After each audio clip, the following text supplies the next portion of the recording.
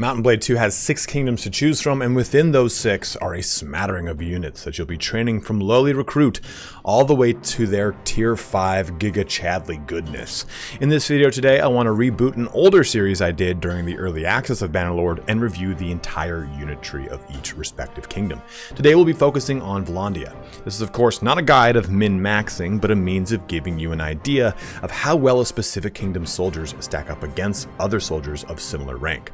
I'll be assigning each unit a rating of low, mid, or high. This way you'll be able to get an idea for how well that unit performs compared to its peers based off of the use case. Perhaps the skills and weapons are all over the place, making it a low grade unit. Or perhaps it has the best of the best across the board, making it that high grade Charles. You can quickly navigate to any tier of soldier by using the chapters in both the timeline and the description. As always guys, if you end up enjoying the content, please don't forget to like, comment, and or subscribe. Each one of those things helps out any content creator you watch in a huge way to aid in combating the dreaded YouTube algorithm. But let's get started here on the Vlandian Unit Guide for Mount & Blade 2 Bannerlord. Opening us up with Tier 2, we're going to talk about the Vlandian Footman. I'm not going to talk about the Vlandian Recruit, or any Tier 1 for that matter, in most of these videos, unless their Tier 1 is significantly bad. I think all Tier 1 units are pretty much that just same level of playing field. And it's worth noting too that the Tier 2 soldiers of almost every single faction are somewhat operating on the same baseline. That did not used to be the case. They used to have actually atrocious stats or terrible armor, whatever it is. But the Vlandian Footman is a really nice, just center of the field character. It does not excel above a whole bunch of other units when it comes to its armor. It's got a good 13 body armor with 3 arm and leg, 4 arm here, 5 leg here. This is a 14 head armor item, but then these other 2 are pretty low at 9 and at 11. It does have a spear, which is nice because not every single Tier 2 soldier gets that. A lot of them do not. And a really good shield with a leather-bound kite shield and a great sword with the iron arming sword. Looking at stats, every single Tier 2 foot soldier has the exact same 40 in athletics, one-handed, and polearm. So it's nice to see that that's kind of nice standardized across the board. And I think that this is just a nice mid-tier unit.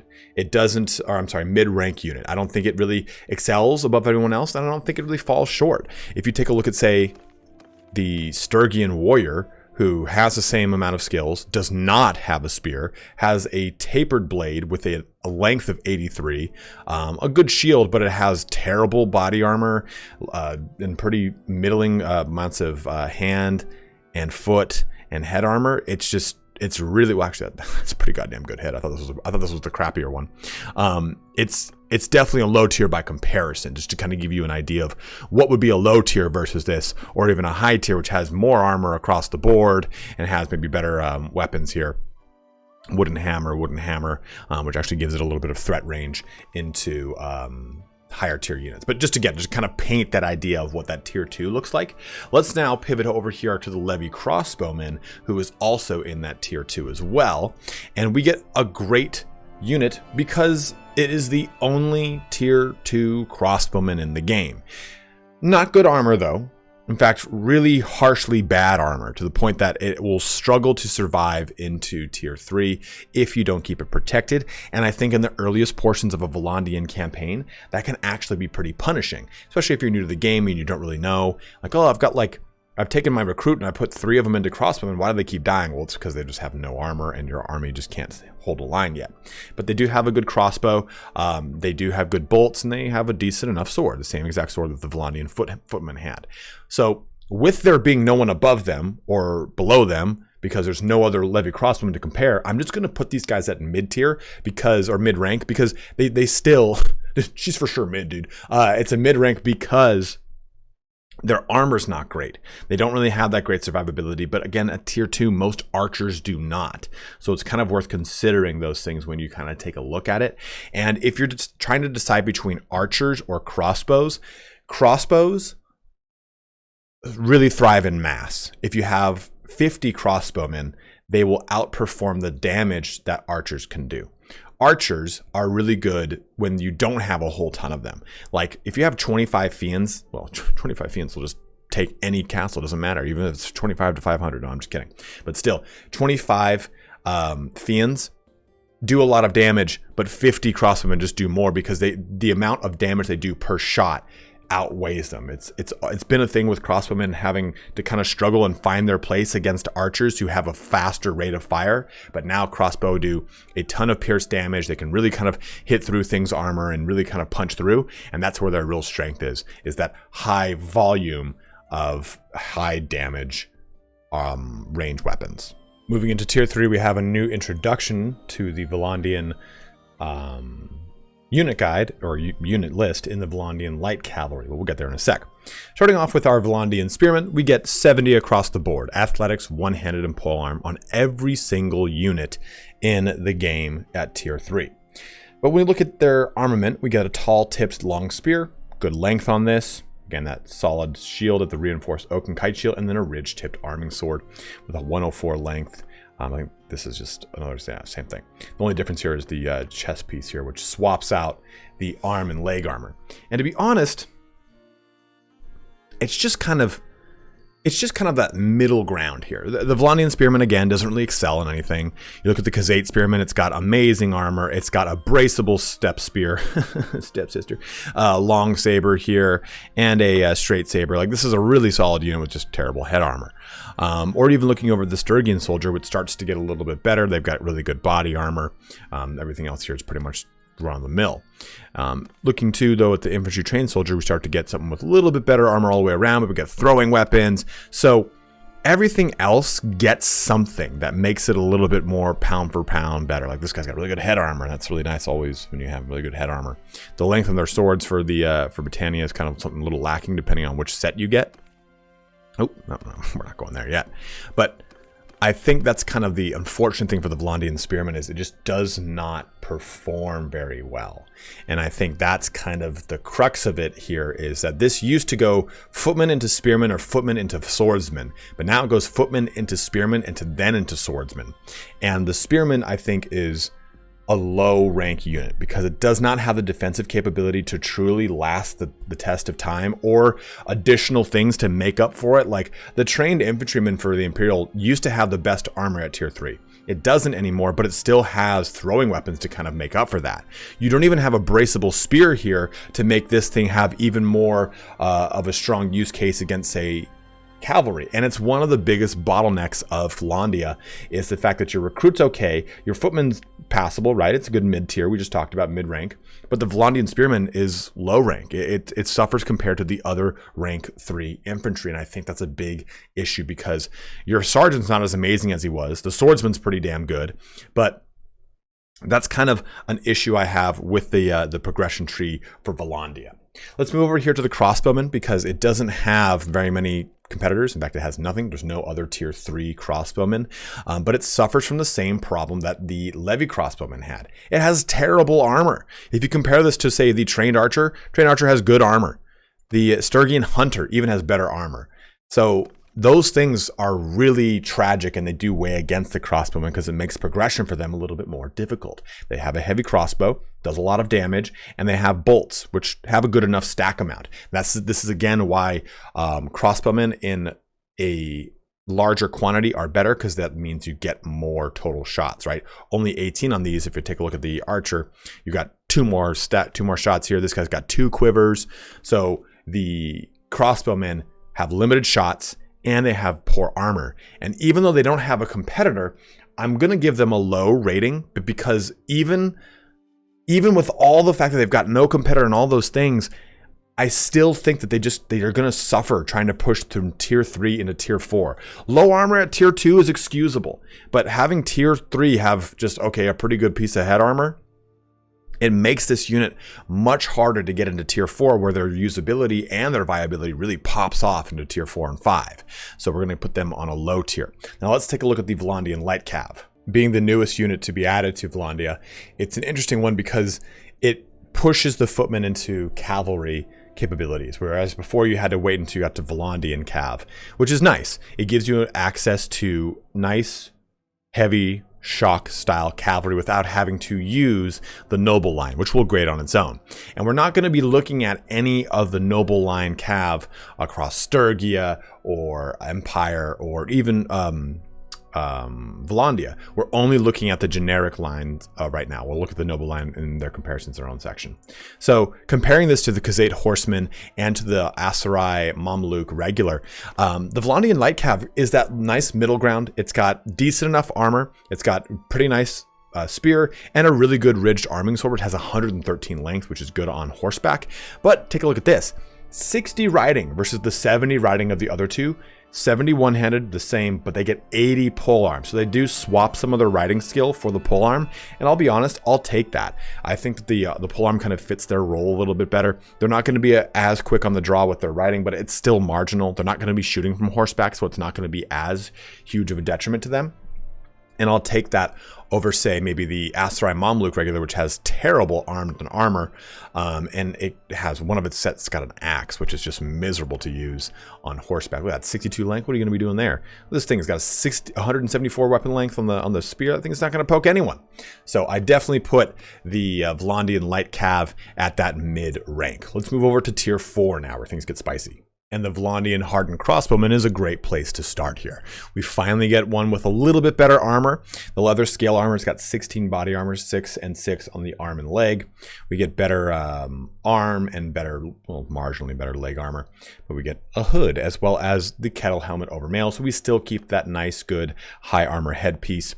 But we now have a tier 5 Hickory crossbow, which is great. 93 pierce damage on this, missile speed of 90, accuracy 99, and bolts that are 4 pierce damage as well. So they do a lot of damage. And the only competition this has is the Imperial crossbowman. So by comparison, I think you can already tell the Imperial crossbowman definitely outmatches the character when it comes to survivability. I mean, look at that. That's 26, 12, and 12. I think it's almost literally double. Well, okay, it's 10 more body armor than double arm and leg. And we have a round kettle, which is 30 versus the 40.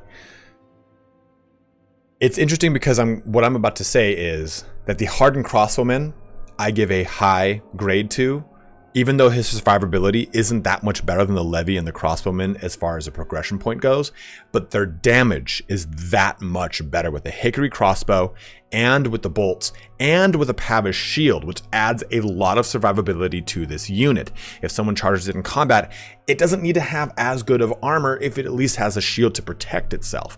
And it can also protect itself if people are behind it, say horse archers, something that Imperial crossbowmen just cannot do, let alone any other archer on the list. Even though they've got great shield, survivability infantry mail vest, I'll take the vastly better bow. Take a look at the light crossbow over the light quarrels, which are only pierce damage 1, versus these being pierce damage 4. So the Vlandian Hardened Crossbowman is definitely a high rank as opposed to a mid rank, which you might have thought it would have been because of its armor. Next up is our Vlandian Billman, and this is a shock troop, meaning it is a unit that has a two-handed weapon, polearm, or two-handed weapon otherwise, without a shield, and compare it to, say, like Manavliaton and stuff like that. Billman, though, I'm definitely just going to let you know right out the gate, I give it a low grade. It has good defensive capabilities with a leather tabard over mail. It's got decent enough other items on them, but the bill is kind of a lackluster weapon as far as what it can do.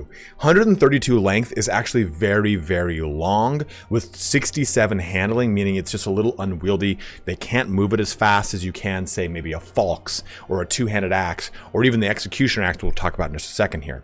I think that that's kind of the unfortunate thing with the Billman is it fits a cool purpose, but I already am going to be suffering with a pretty roughshod infantry line that the Billman doesn't add any punching power. The pikeman, on the other hand, though, is very good. So there is a progression point here to have a really cool braceable pikeman.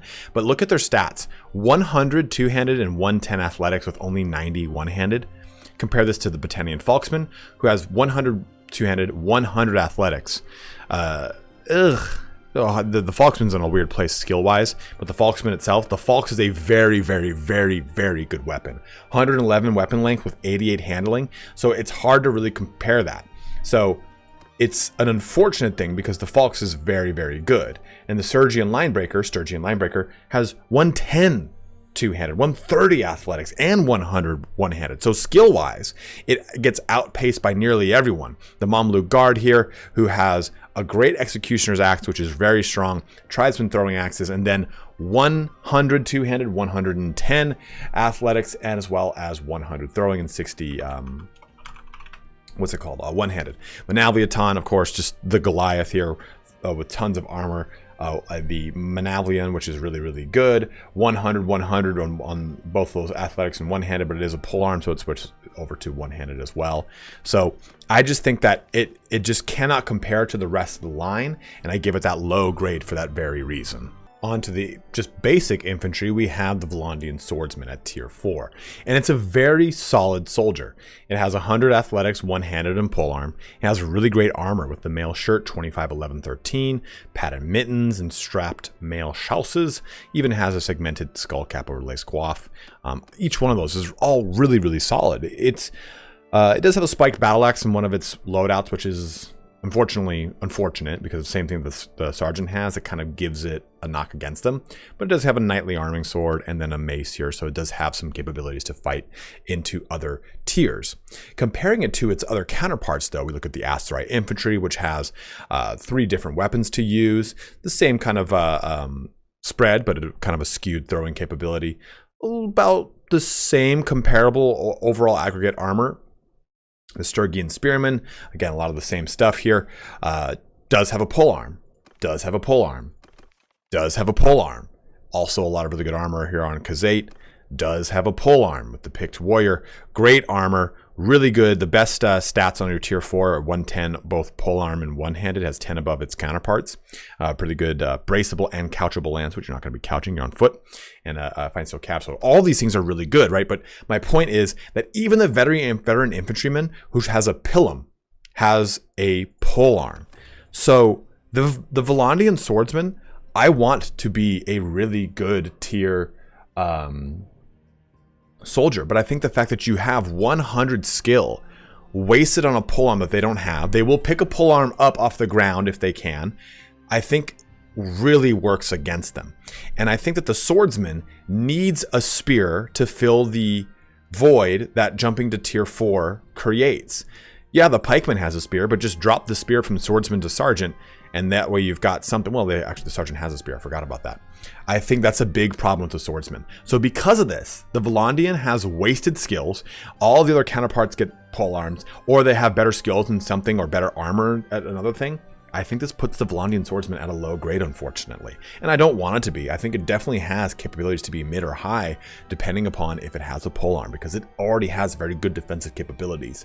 It does have a great shield, it does have a really good weapon, it has great armor. It does not really kind of hold the line compared to other tier 4s, which have spears, and you don't have that weird spear void in tier 4. I know the Billman's kind of supposed to fill that, but we already said the Billman's really lackluster with the fact that the Bill is not a reliable anti-cavalry piece, let alone a reliable shock troop piece.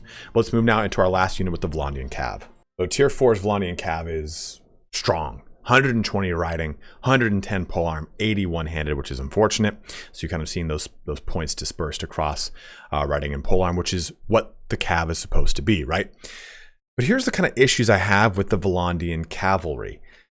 Its armor is pretty good. Banded leather over mail, 29, 8, 10, 4, and 23 leg. We want higher leg armor on your Cav. A good little headpiece. A non-couchable lance, which I find really punishing. A Vlandia Corsair, which is great, good speed, 46, maneuver 58, and it's a war mount with 240 hit points. Charge damage, though, is 30. All great things. But it's also got no armor on it. That's rough, man. Comparing it to the Scout, Scout's got armor on it. And it's got a more even spread, 100, 100, 100, with a couchable lance. That's such a huge difference. One of the set pieces does have a broadsword, too, so that's really strong. And really good armor across the board here.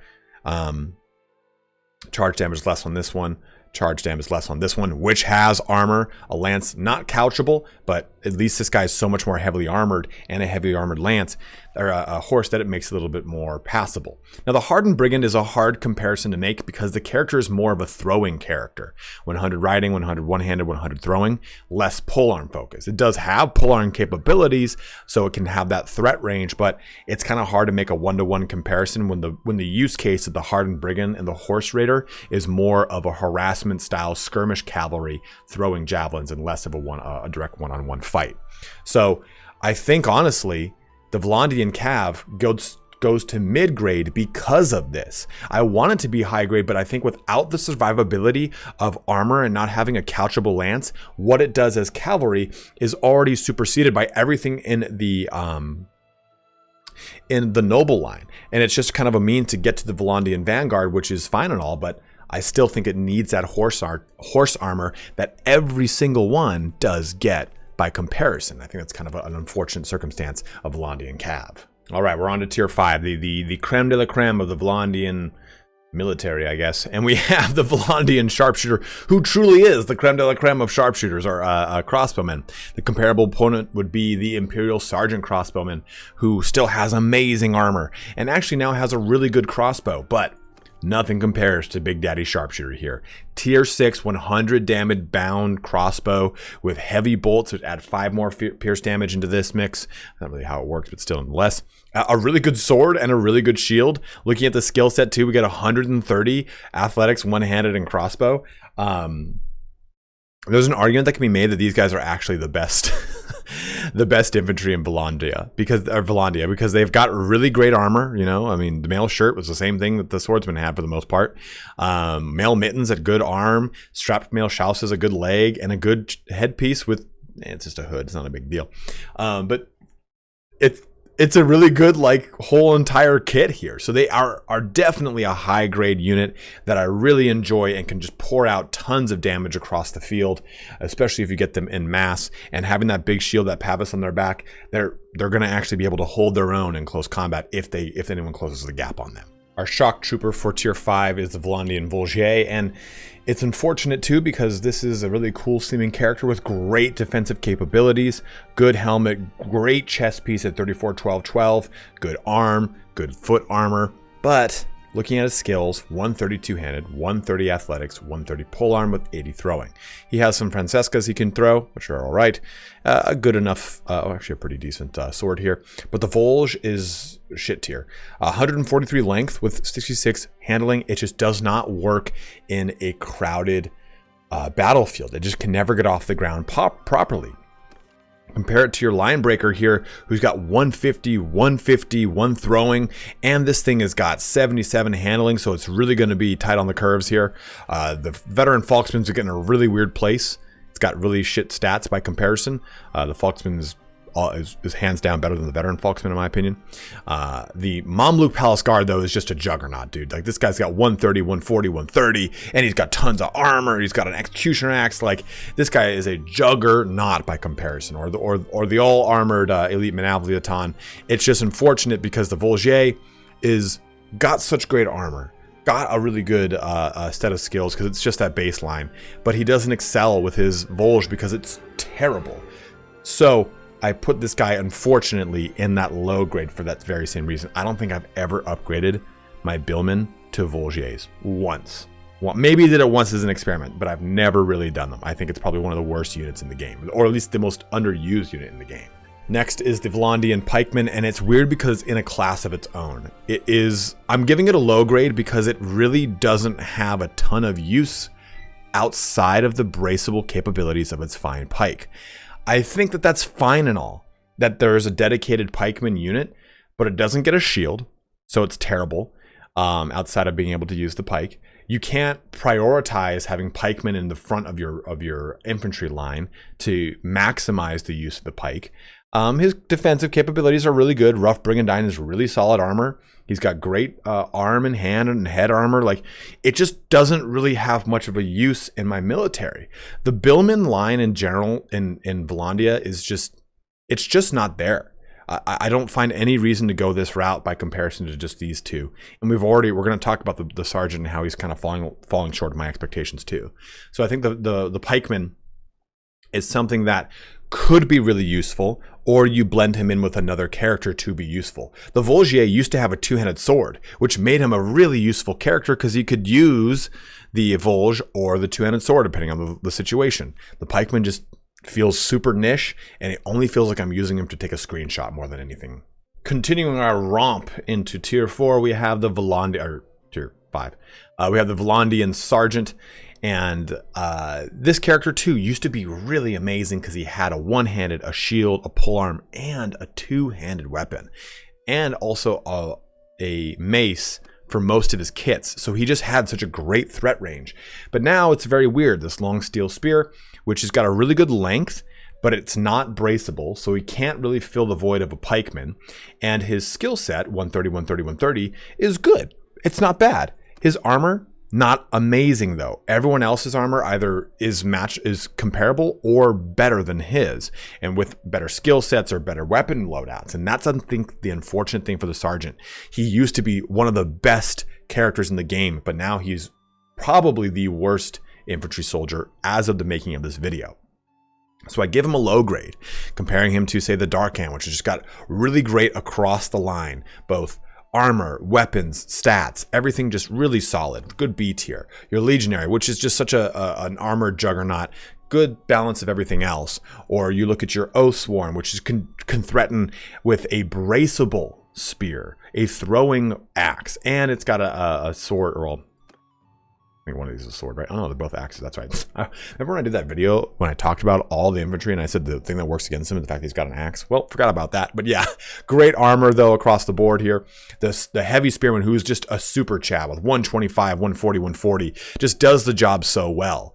So I think it's unfortunate that the sergeant has the tools to be very useful, but it just cannot get off the ground, giving him that low grade. Our last tier 5 unit to talk about is the Vanguard. And it's actually not a disappointing conversation like the last 3 units we've just talked about. It has a great little lance here with the Knight Lance that is couchable. He's got a good shield, and he's got a ridged arming sword with great length at 113. The nice thing too is there's only one set of this character. So when you bring him into your army, you'll only get this exact same loadout. 130 riding, one-handed and polearm too, so a lot of really great applicable skills. And they perform very well because they have a horse with very good charge damage here, good speed, good hit points. It's unfortunately the same horse of the previous tier, but now we get armor, which would have made the previous tier been better. The red tabard over mail hauberk isn't amazing because it's 34, 12, and 12, but you get some mail mittens and mail chausses and a really good visored helmet over mail coif at 52 head armor. It's very strong. Compare this to the Khazate Heavy Lancer, who is just the best in class over here. 150 riding, 130, 130. You got a couchable lance. It didn't used to be. Fine steel saber here, Eastern Cav shield, and just really good armor. Like that's stupid good. And then your Battanian horseman, who suffers from being one of 2 with an axe in one of those locations and a non-couchable lance, which is unfortunate. It's also super long, though, kind of worth noting. But I think stacking up against these 3, it's definitely better than the Battanian horseman. It's not as good as the Heavy Lancer. But I think the big thing for the Vanguard is that it is not supposed to be the sole provider of cavalry in your military the way it is for Battania. I think it's, or the way it is for Khazate. The Khazate have Horse Archer Noble Line, which is also doubles as just devastating shock cav too with their polearms. But I think the Vlandian Vanguard is a way to fill the ranks of cav with the Noble Line that will definitely become part of your military. Ignore my dog's squeaky toy. He loves that thing. So I give the Vlandian Vanguard a mid-rank, not because it's bad, but I think because it's not as good as the Khazate Heavy Lancer. Dude, look at the Caracan is a really good horse too.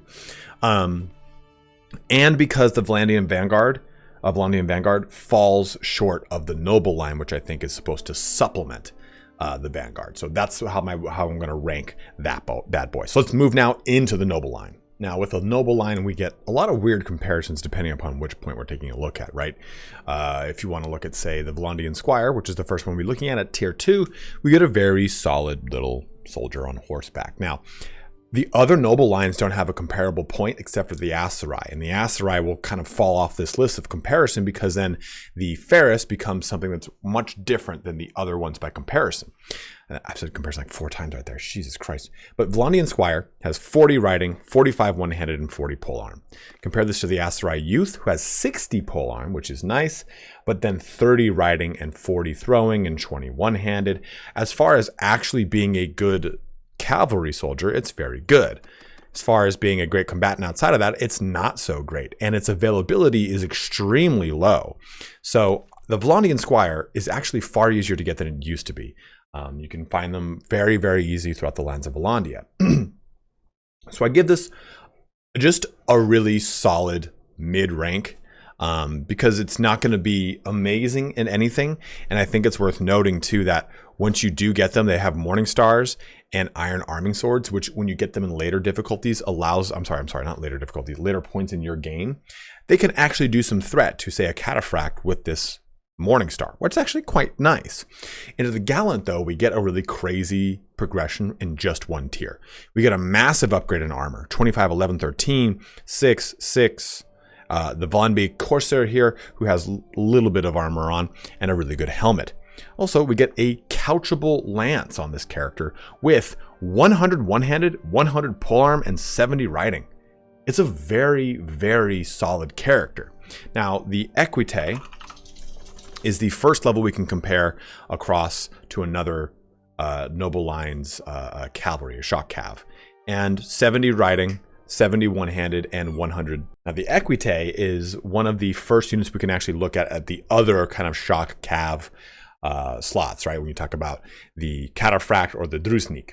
So this guy's got 70 riding, 70 one-handed, and 100 polearm. Compare that across back here. We got 170, 100, 100, and we have a very comparable amount of things. The armor on the Equite is not as good. Tall tip spear is not couchable. The kite shields here and the spathos here, those things are great and all, but I definitely give the Gallant a high ranking for just being such a Chad at tier 3 and a huge jump as far as his proficiency in being a really strong cavalry soldier. Moving into the Vlandian Knight, we have again a couchable Knight Lance, a good shield, a cavalry mace, an arming sword, and another cavalry mace, which is good and bad. The maces are really good when you're fighting against other cav, but if you're fighting against infantry, it's not as great. Thank God, though, they've got the couchable lance, and they've got great skills, 100, 100, 110. So they've basically gotten 10 more polearm and 30 more riding that's happened here. So those are nice things to see. Also, you get the heavy mail shirt, which is very good, and the mail hauberk, which is also quite good. So all those things work very well in conjunction. You can probably hear my dog crying because he wants food. The time change has not been fair for him. But the Destrier, he gets his amount too, which is really, really, really nice. Looking back over at the Empire line with the Heavy Horsemen, we get something that's a little bit rougher to compare. 110 riding, one-handed, and 150 polearm. That's pretty spicy. A long, fine steel spear, which is not couchable, worth noting. And then a spatha with narrow fuller. A good piece of armor with the cavalry mail shirt, 27, 10, 11. You can see that they also have a very well armored horse. Something that you also get here with Vlandia, because you're getting that half chainmail. I think that's a half. Usually you can see that, but used to be that you could be able to see that. But it's got half chain, which is comparable, not amazing, but still really good. I think it's a really hard decision to make here. I think that the Heavy Horseman has a better threat range to both infantry and other cav soldiers. My brown rice is now done. But you do lose out on a couchable lance. So I think that for a unit specifically used for being like a shock cavalry style unit, the Vlandian Knight fits the bill. And I'm still going to give it a high rating, even though its skill is lower. I think that it will be able to use the lance better than the Heavy Horseman by comparison. So let's move over to our champion now. Is where things get very spicy. We have 130 riding, one-handed, and polearm. That's all really solid. We have a cavalry mace, and then an arming sword, and then a battle axe again. So we're starting to kind of run into the same issues that we had over here with the Fullard cavalry mace. That is great. The arming sword's good. And then we're gonna have a mace again. So I'd rather have 2 maces and 1 sword versus having an axe mixed in at all. An axe really degrades your fighting potential, in my opinion. They just don't do enough damage compared to a mace or a sword, which has a better reach. But we have really good armor on this character, a destrier as well, and a good helmet, a good smattering of skills, 130, 130, 160. If we compare this to the Cataphract, who is just armored to the gills, very similar in his skills, but a Corsair lance, which is braceable. We had that over here on the Knight Lance, so worth noting, of course. A better shield, sword, but just some tanky armor here. Tanky armor. Again, by comparison, just kind of showing that off. Actually, they increased the stats on that a little bit. The Brigandine over mail is a little bit better now than the Cataphract Lamellar armor than it used to be. Well, a little bit more comparable. And now we have the Drusinik to show off. And what's important to note about the Drusinik compared to the other 2 cav options is that this character thrives on horseback and on foot. So he has a little bit of a hybrid use than the other ones do. So him having an axe here is nice for his use case, but if we're talking about strictly being a cavalry soldier, I think that the other 2 do a better job. So I put the Vlandian champion at, well, I almost said mid, but I think it's at a high rank because it just does very good at what it does. I think that the axe still is a huge kind of thing that weighs against it, but it all leads to the Banner Knight. The Banner Knight's got 200 riding, 220 athletics, and 260 polearm. Compare this to your elite Cataphract, and you have a unit that has 200, 200, 260. So you're getting more riding and one-handed on your Banner Knight than you are on your Cataphract. And your survivability, though, is staying the same, jumping from tier 5 into tier 6. Something to note. As well as your Lance and your mount. Pretty much everything's the same, you're just getting better skills. And you go from an arming sword to an axe to a mace. So this is a kind of a bit of point of contention between a lot of people is what's better, the elite Cataphract or the Banner Knight, and I think it depends upon the way you want to use them or think about them. I'm going to put the Banner Knight at a high grade here because if I'm thinking of strictly a unit that's going to get up close and personal with its lance and do some serious damage, the Banner Knight's going to win. It's going to do a lot of damage at 260 polearm compared to the, again, 260 polearm of this guy, but he's going to do it with more speed because of his, or I'm sorry, he's got 200 riding. I thought he had 220 riding. So 200 riding, but he's going to do it with better one-handed damage. He does suffer from having that battle axe, which really is a kind of a pain in the ass. I just think that the elite Cataphract is better at surviving because it has so much more armor in every single spot. Even its horse is armored. The Palmation is a really good mount. All those things in consideration, it's very, very good for survivability. So high grade on your Vlandian Banner Knight. At that, it brings our video here to a close. So we've covered pretty much everything. You can see that the units that we have across the board, the smatterings of the tier 5 for Vlandia is really difficult. They suffer moving from tier 4 to tier 5 because I think that Vlandia really loses its identity in the infantry game. Is it going to be a swordsman? Is it going to be a Volgier? Is it going to be a sergeant? Is it going to be a billman? I think that creates a lot of dismay, or at least a lot of confusion across the infantry soldiers, which results in lackluster infantry soldiers. Their archers or their crossbowmen are good. Their cavalry, even in the non-noble line, at least can hold their ground and do some damage and supplement the noble line very well. I think the ultimate argument you could be made here is Vlandia's infantry is not good, but Vlandia's cavalry is amazing. So it kind of needs to have a little bit of a push and pull. Looking at them in a vacuum on their own, it's rough. You have to look at them as an army composition. And when you look at that army composition, having a nice, just an infantry that can at least hold on until the cavalry can charge, I think that's the kind of developer mindset behind this army and why it looks like that and why it feels like that and why it is not some amazing, really good standout army that's great in every single facet. I don't think we should have that in every army. But I do think that some of the reasons I've said that the unit ranks low is because of it doesn't really have a set place in the army.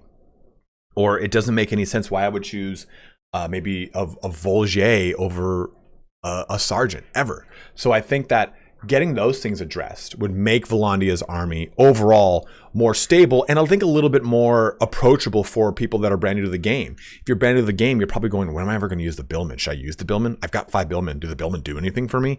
I think having those actually have clear lines or distinctions or being better at whatever they're doing is going to make Vlandia's army operate better in the campaign. That's not to say that they're a terrible kingdom. You probably have played in your own campaign and realized they're very, very good. The cavalry is one of the strongest things in this game.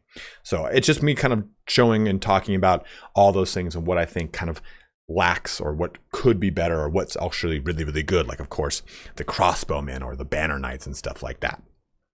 But as always, guys, thank you so much for watching here today. If you have any kind of hot take on the Vlandian military, go ahead. Vlandian military, Vlandia, whatever you want to call it.